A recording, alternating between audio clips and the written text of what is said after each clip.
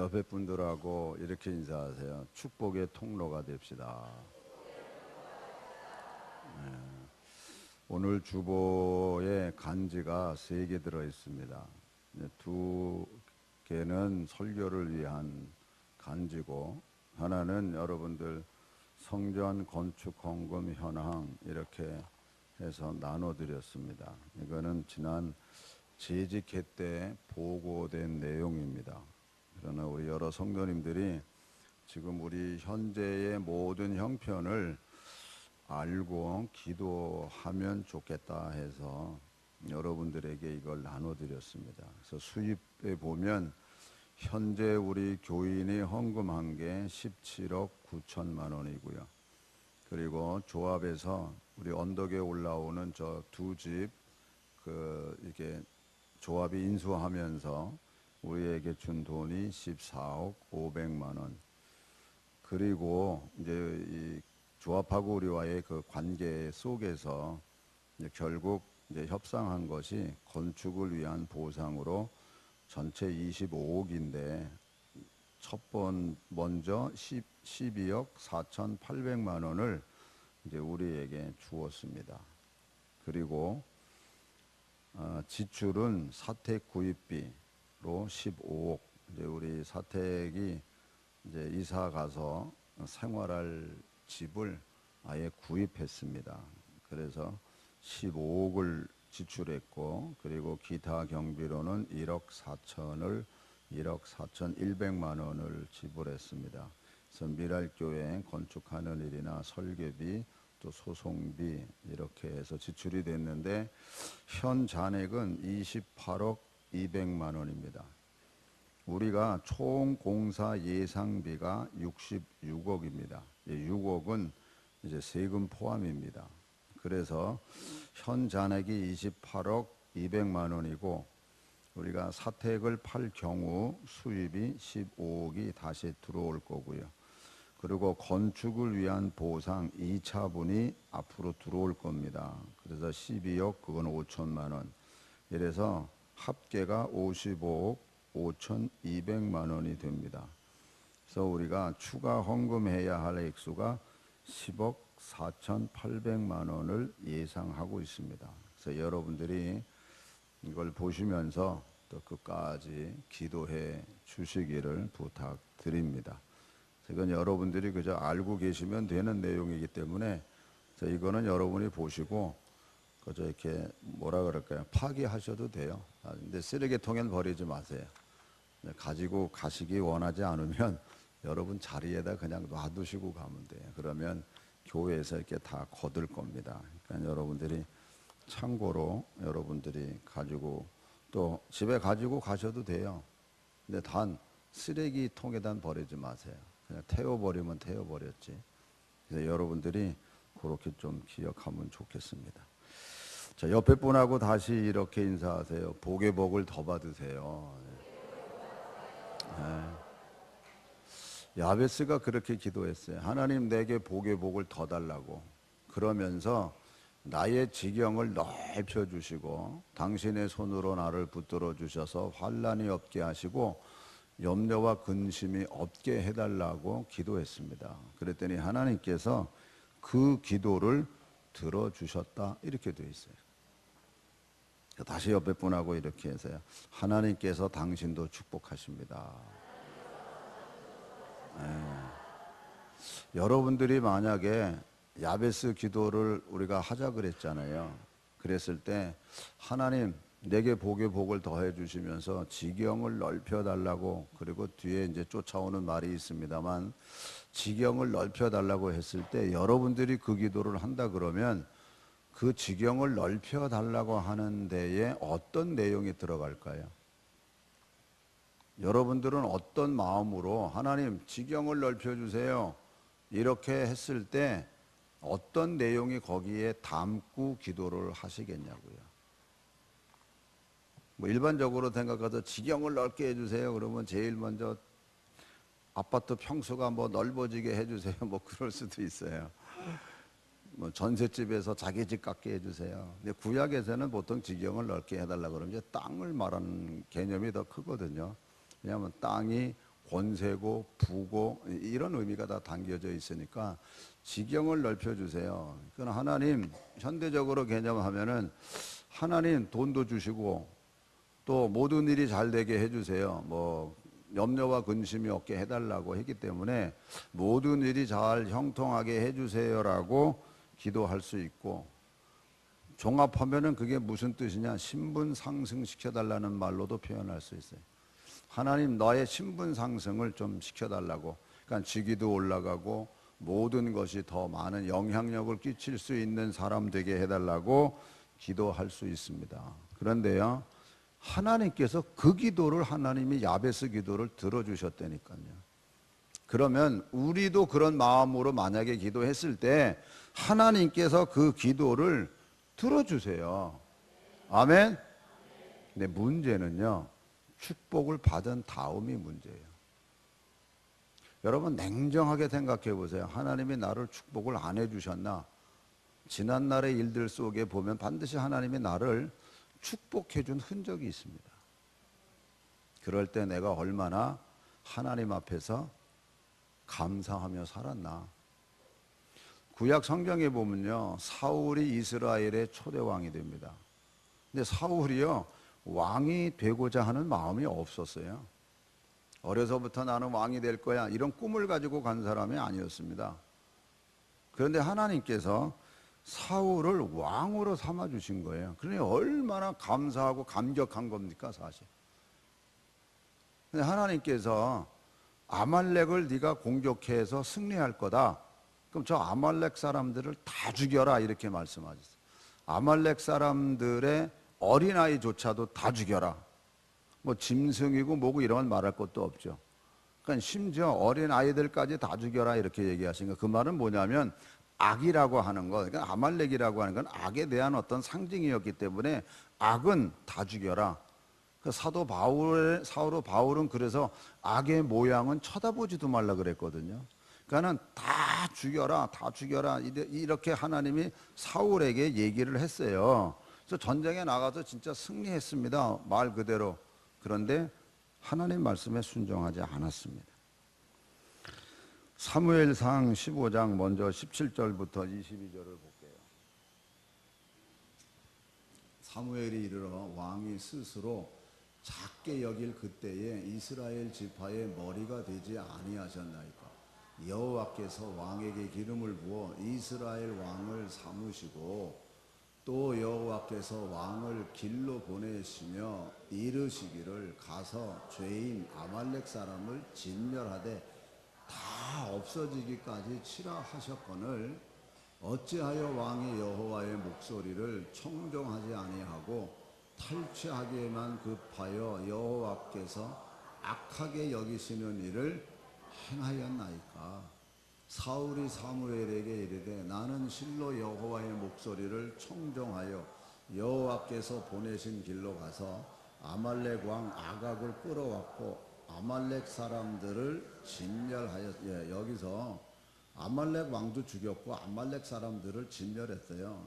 하나님 하라는 대로 했어요. 그런데 엉뚱한 결정적인 것은 안 한 거예요.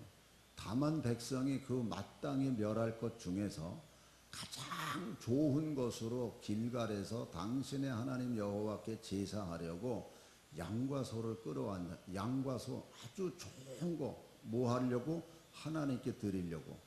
그래서 이거 안 죽인 거 다 죽이라 그랬는데, 그러니까 등장하는 말씀이 22절입니다. 사무엘이 이르되 여호와께서 번제와 다른 제사를 그의 목소리를 청정하는 것을 좋아하심 같이 좋아하시겠나이까. 순종이 제사보다 낫고 듣는 것이 수대양의 기름보다 낫다. 그러니까 순종이 제사보다 낫다고 말씀하시는 거예요. 암만 네가 좋은 거를 남겨놓아서 하나님 앞에 제사 드린다 해도 하나님이 원래 다 죽이라 그랬잖아요. 그럼 다 죽여였어야 되는 거예요. 그래서 24절 볼게요. 사울이 사무엘에게 이르되 내가 범죄하였나이다. 내가 여호와의 명령과 당신의 말씀을 어긴 것은 내가 백성을 두려워하여 그들의 말을 청정하였으. 아니 하나님을 두려워해야지. 하나님 말씀에 순종해야지. 왜 백성을 두려워해서 그들의 말을 청정하냐고요. 근데 명분은 뭐였죠? 하나님께 드리자는 거였어요. 귀한 거 하나님 앞에 드립시다. 근데 그거는 하나님께서 다 죽이라는 게 하나님의 말씀이었거든요. 30절 가서 볼게요. 사울이 이르되 내가 범죄하였을지라도 이제 청하옵나니 내 백성의 장로들 앞과 이스라엘 앞에서 나를 높이사 이래. 아니 죄를 지었으면 죄 때문에 하나님이 사울에게 뭐라 그랬냐면요. 당신이 하나님을 버렸기 때문에 하나님이 당신도 버립니다. 이렇게 얘기했거든요. 그러면요, 진짜 깜짝 놀라야 되는 거예요. 내가 죄를 범했습니다. 용서해 달라고. 이러고 가도 모를 판에 내가 죄를 범했을지라도 내가 장로들과 백성들 앞에서 체면 세워달라 이러는 거예요. 체면 세워달라고.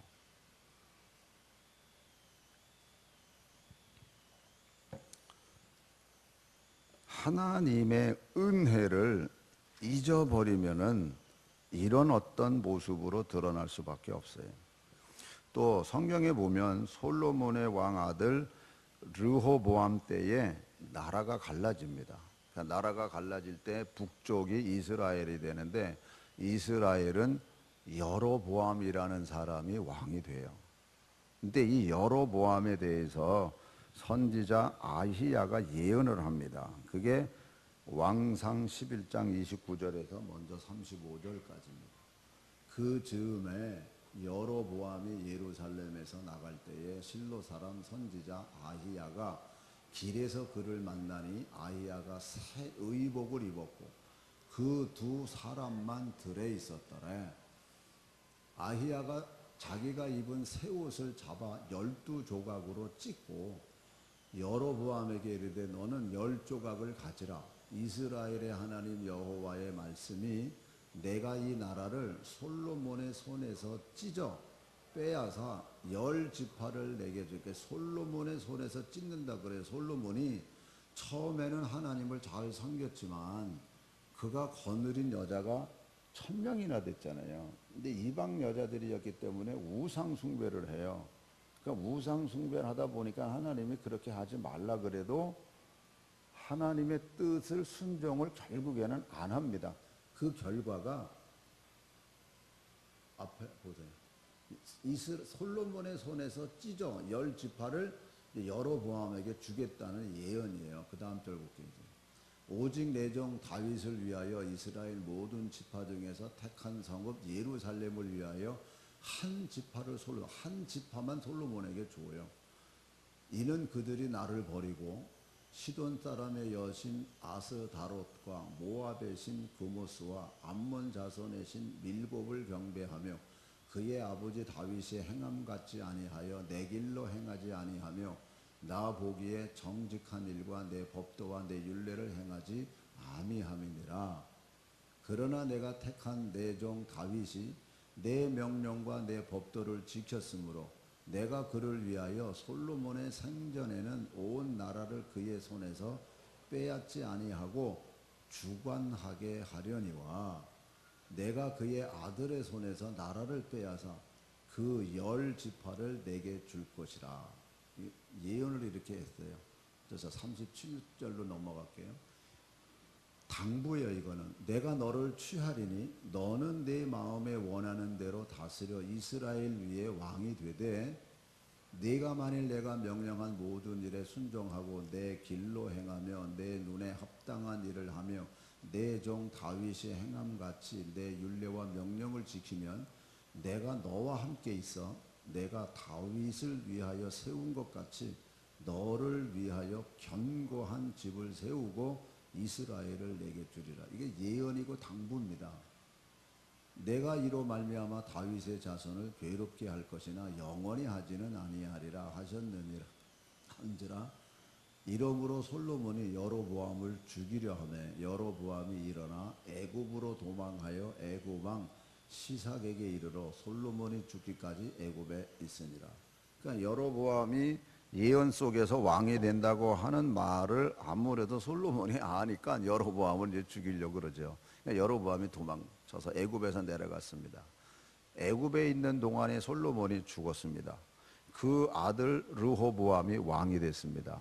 이제 르호보암이 왕이 돼서 이제 통치를 어떻게 할 거냐 했을 때 그 밑에 솔로몬에게 함께 했던 그 나이 많은 신하들은 당신의 아버지가 많은 노역을 했습니다. 그러니까 많은 우상 숭배하느라고 신당도 만들고 막 이랬거든요. 그러니까 힘이 들었으니 세금도 감하시고 좀 백성들에게 여유를 주세요라고 건의를 했고, 젊은 신하들한테 물어봤습니다. 그랬더니 오히려 백성은 쥐어짜야 된다. 더 어렵게 만들어야 된다. 그래야 왕권이 더 쓰고 백성들이 더 두려워해서 왕의 말을 듣습니다. 이렇게 조언한 거예요. 그러니까 듣기에 뭐가 좋아요? 젊은 신하들이 얘기한 게 듣기 좋으니까 더 심하게 억압 정치를 합니다. 그러니까 이제 백성들이 폭발한 거예요. 그래서 예언대로 여로보암이 왕이 됩니다. 나라가 갈라지면서 북쪽은 이스라엘의 왕 여로보암이 돼요. 왕이 됐을 때에 여로보암이 이런 행동을 합니다. 왕상 12장 25절부터 여로보암이 에브라임 산지에 세겜을 건축하고 거기서 살며 또 거기서 나가서 분우엘을 건축하고 그의 마음에 스스로 이르기를 나라가 이제 다윗의 집으로 돌아가리로다. 왜 돌아가느냐? 만일 이 백성이 예루살렘에 있는 여호와의 성전에 제사를 드리고자 하여 올라가면 이 백성의 마음이 유다 왕된 그들의 주 르호보암에게로 돌아가서 나를 죽이고 유다의 왕 르호보암에게로 돌아가리로다. 이유가 있어요. 예루살렘 성전에 백성들이 가서 하나님께 예배드리면 백성의 마음이 유다 왕에게로 돌아갈 것 같아서 나를 죽이려고 생각하니까 그가 한 행동이 뭐냐? 28절 이에 계획하고 두 금송아지를 만들고 무리에게 말하기를 너희가 다시는 예루살렘에 올라갈 것이 없도다. 이스라엘아 이는 너희를 애굽 땅에서 인도하여 올린 너희의 신들이라 하고 하나는 베델에 두고 하나는 단에 둔지라. 이 일이 죄가 되었으니 이는 백성들이 단까지 가서 그 하나에게 경배함이더라. 그가 또 산당들을 짓고 레위 자손 아닌 보통 백성으로 제사장을 삼고 여덟째 달 곧 그 달 15째 날로 절기를 정하여 유다의 절기와 비슷하게 하고 제단에 올라가되 베델에서 그와 같이 행하여 그가 만든 송아지에게 제사를 드렸으며 그가 지은 산당에 제사장을 베델에서 세웠더라. 그가 자기 마음대로 정한 달 곧 여덟째 달 15째 날에 이스라엘 자손을 위하여 절기로 정하고 베델에 쌓은 제단에 올라가서 분향하였더라. 이렇게 돼. 자기 마음대로 정한, 하나님이 정한 달은요 7째 달 15째 날. 이게 순수한 하나님의 속죄일로 삼는 저 행사인데 8째 달로 한 거예요. 자기 마음대로 한 거예요. 자기 마음대로 정해서. 여러분, 하나님이 자기가 왕이 되려고 생각지도 않았는데 10지파씩이나 줘서 자기를 왕으로 삼을 때는 상황이 어려워요. 예루살렘에 내려가서 어떤 의미에서 성전에서 예배를 드리면 마음이 돌이킬 것 같아요. 그러니까 어떤 의미에서는 막는 것까지는 좋아요. 그러면 솔로몬이 성전 지을 때 무슨 기도를 했냐면 멀리 떨어져 있더라도 성전을 향해서 기도하면 하나님이 그 기도 들어주신다 그랬거든요. 그러니까 왕으로서 야 이렇게 나라가 갈라졌으니 너희들이 내려가는 게 좀 그렇다. 그러면 너희들이 예루살렘을 향해서 기도하자. 그리고 하나님이 정한 절기대로 지키자. 이러면 되잖아요. 근데 사람 마음이 다 그렇지가 않은 것 같아요.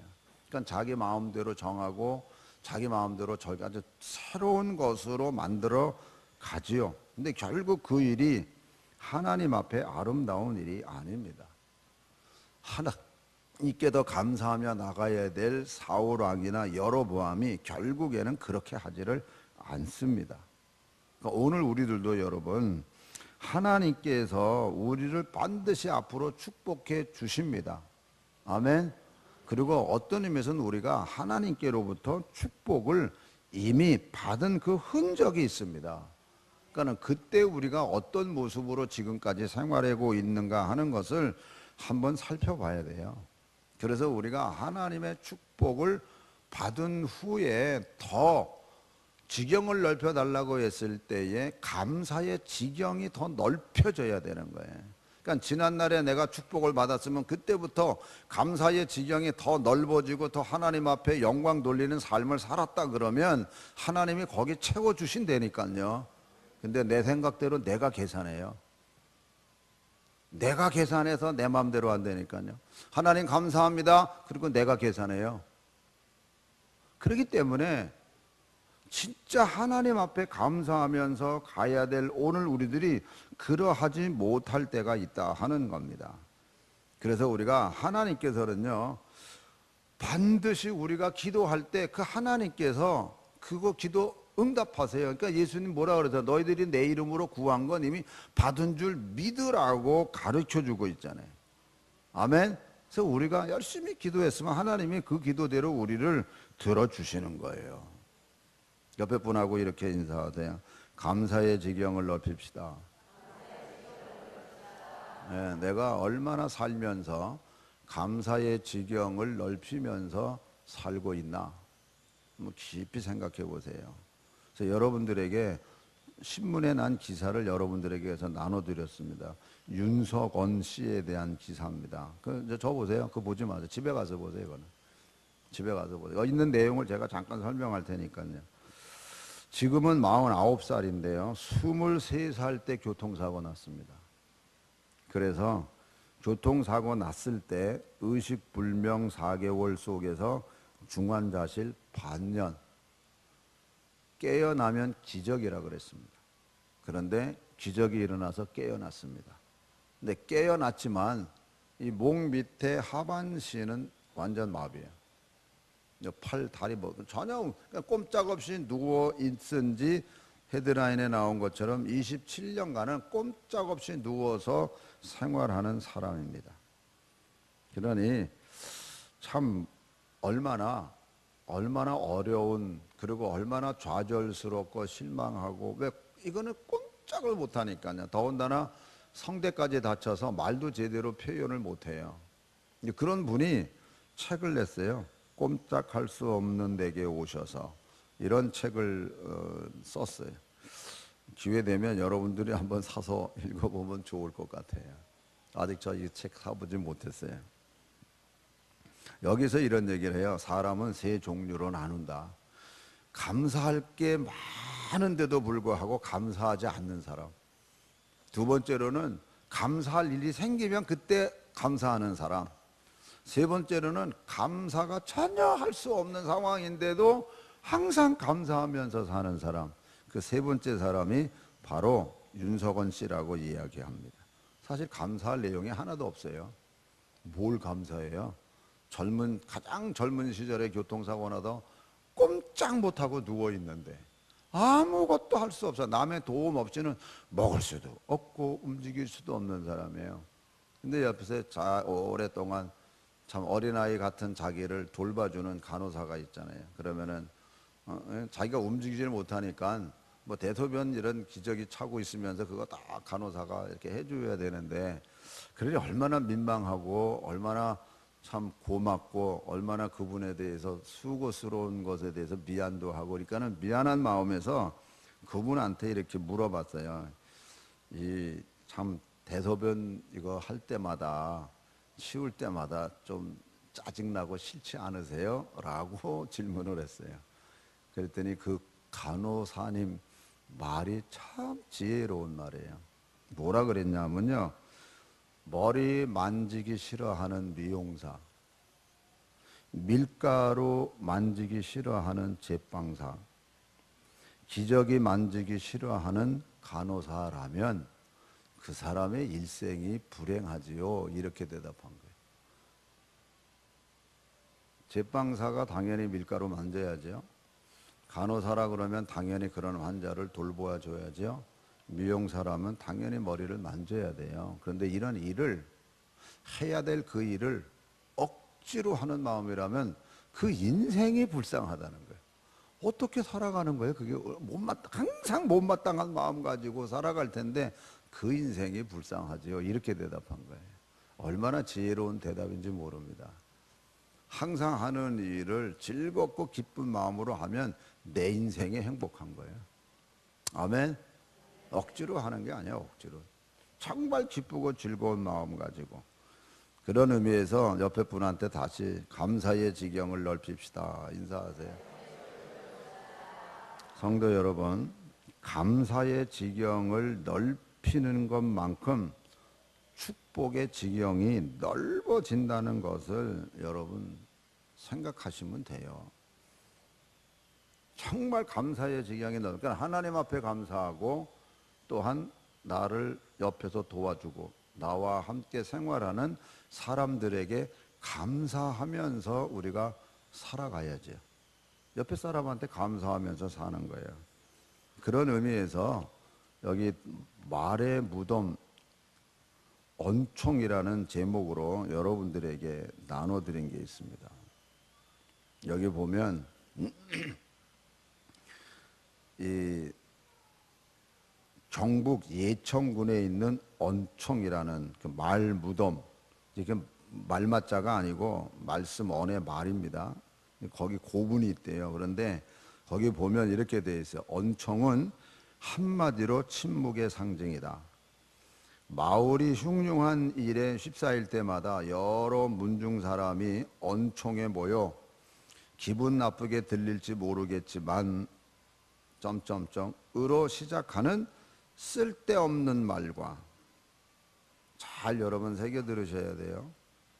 또 그쪽 걱정돼서 하는 이야기인데 처럼 이웃을 함부로 비난하는 말을 한데 모아 구덩이에 파묻었다. 말 장례를 치른 셈인데 그러면 신기하게도 다툼질과 언쟁이 수구로 들었다고 한다. 참 재밌잖아요. 여러분들도 그렇잖아요. 그럴 경우 없죠. 상대방을 아주 100% 생각한다고 하면서 기분 언짢게 생각하지 마 이러면서 하는 말은 다 쓸데없는 말이에요. 오히려 그렇게 할 수 있는 말이라면요 말하지 마시고 기도해 주세요. 그냥 아멘. 그냥 기도하세요. 그래서 여기 보면 우린 늘 무엇을 말하느냐에 정신이 팔린 채 살아간다. 하지만 어떤 말을 하느냐보다 어떻게 말하느냐가 중요하고 어떻게 말하느냐보다 때론 어떤 말을 하지 않느냐가 더 중요한 법이다. 이렇게 어떤 말을 하지 않는 게 더 중요하다. 참 귀한 말이에요. 다 얘기해야만 되는 게 아니에요. 그러면서 입을 닫는 법을 배우지 않고서는 잘 말할 수 없는지도 모른다. 그래서 가끔은 내 언어의 총량에 관해 고민한다. 다언이 실언으로 가는 지름길이 될 수 있다는 사실을 망각하지 않으려 한다. 그리고 종종 가슴에 손을 얹고 스스로 물어본다. 말 무덤에 묻어야 할 말을 소중한 사람의 가슴에 묻으며 사는 건 아닌지. 여러분들도 스스로 한번 깊이 생각해 보세요. 말 무덤에 묻어야 할 말을 소중한 사람의 가슴에 묻으며 사는 건 아닌지.